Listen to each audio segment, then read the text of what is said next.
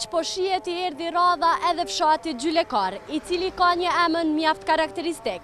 Ky fshat gjendet 9 kilometra larg qytetit të Vitisë.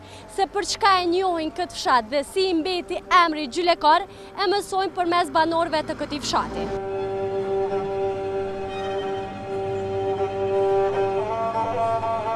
Atë që nuk e gjeni në qytetin e Vitisë, mund ta shihni në Gjylekar.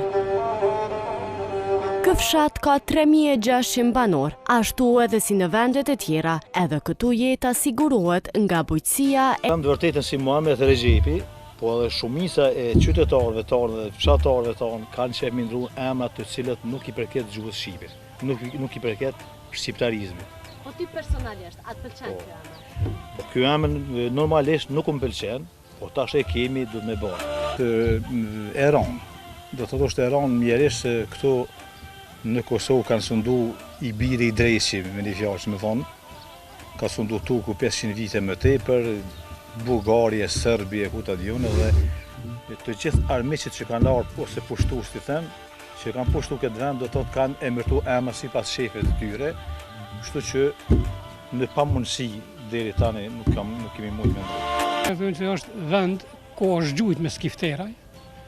Për këtë arsye i ka mbet tash emri Skifteraj, ky emri i ri, apo? Jo në bazun në qatë aspekt, po edhe vendi luftëtarëve, edhe ashtu është të toponim që i mbetet, po edhe vend ku është i rritur bungu dhe qarri.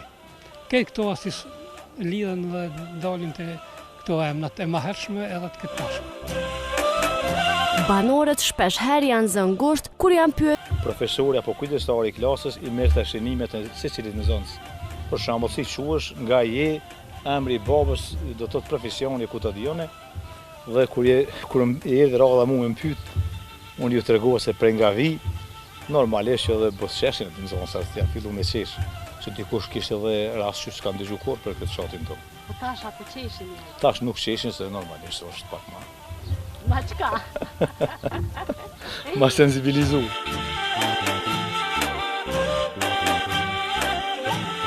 Sidoqoftë, ky fshat njihet edhe për kultivimin e patateve dhe të shalqinjeve.